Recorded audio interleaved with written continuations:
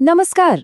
चलिए आज एक ऐसी यात्रा पर चलते हैं जो आस्था, इतिहास और प्रकृति को एक साथ पिरोती है। हाँ, हम बात कर रहे हैं वैष्णो देवी की।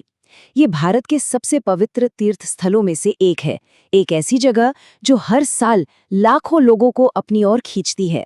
तो आइए जानते हैं क्यों। जरा सोचिए, हर साल 80 लाख से भी ज्यादा लोग।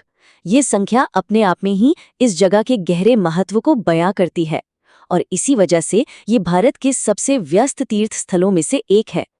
तो सवाल ये ही उठता है कि आखिर एक दूर दराज पहाड़ी गुफा में ऐसा क्या है जो इतने लोगों को अपनी ओर खींच लाता है। वो कौन सी शक्ति है। चलिए इस पूरी यात्रा के रहस्य को परत दर परत समझते हैं।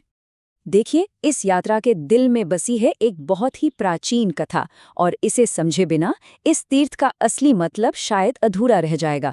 तो चलिए कहानी से ही शुरुआत करते हैं। तो कहानी कुछ यूं है कि वैष्णो देवी माँ दुर्गा का ही एक स्वरूप है। ऐसी मान्यता है कि जब धरती पर अंधकार और बुराई बहुत बढ़ गई, तब उन्होंने मानवता की रक्षा के लिए जन्म लिया, और तभी से वे इस पूरे क्षेत्र की रक्षक मानी जाती हैं। अब इस गुफा को जो चीज सबसे खास बनाती है वो है देवी के प्रकट होने का तरीका।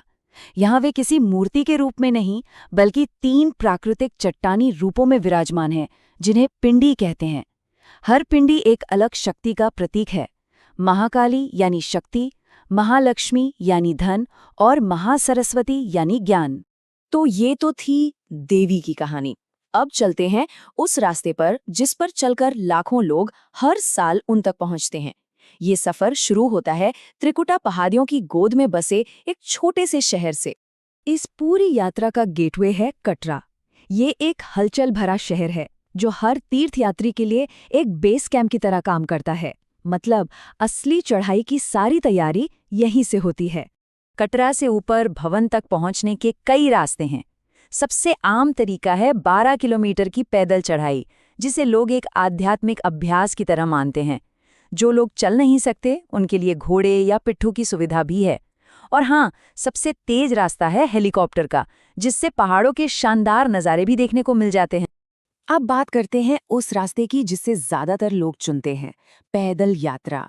ये सिर्फ 12 किलोमीटर की चढ़ाई नहीं है, बल्कि ये तो आस्था और सहन शक्ति की एक सच्ची परीक्षा है।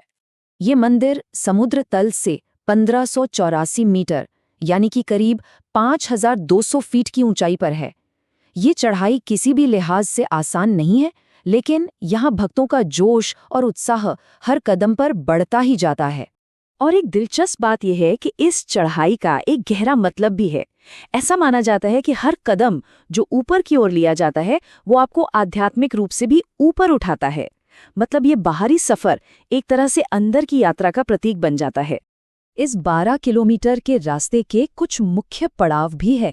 यात्रा कटरा से शुरू होती है, फिर बीच में अर्धकुंवारी नाम की एक और पवित्र गुफा आती है, और आखिर में यात्री मुख्य मंदिर यानी कि भवन पहुंचते हैं। और फिर घंटों की चढ़ाई के बाद तीर्थयात्री अपनी मंजिल पर पहुंचते हैं, पवित्र गुफा। ये वो जगह है जिसके लिए ये पूरी यात्रा की जाती है, इसका सबसे अहम पड़ाव। और यहाँ ये जानना बहुत जरूरी है कि भवन कोई इंसानों का बनाया हुआ मंदिर नहीं, बल्कि एक प्राकृतिक गुफा है। इसी गुफा के भीतर वो पवित्र स्थान है जिसे गर्भगृह कहते हैं, जहाँ देवी का असल निवास माना जाता है। यहीं पर तीर्थ यात्रा का सबसे बड़ा मकसद पूरा होता है, दर्शन। ये वो पवित्र पल है जब भक्त देवी के उन्हीं 3 दिव्य रूपों यानी पिंडियों को अपनी आंखों से देखते हैं। वैसे वैष्णो देवी की ये यात्रा कोई नई परंपरा नहीं है। इसकी जड़ें सदियों पुरानी हैं, और समय के साथ इसकी विरासत और भी गहरी होती चली गई है।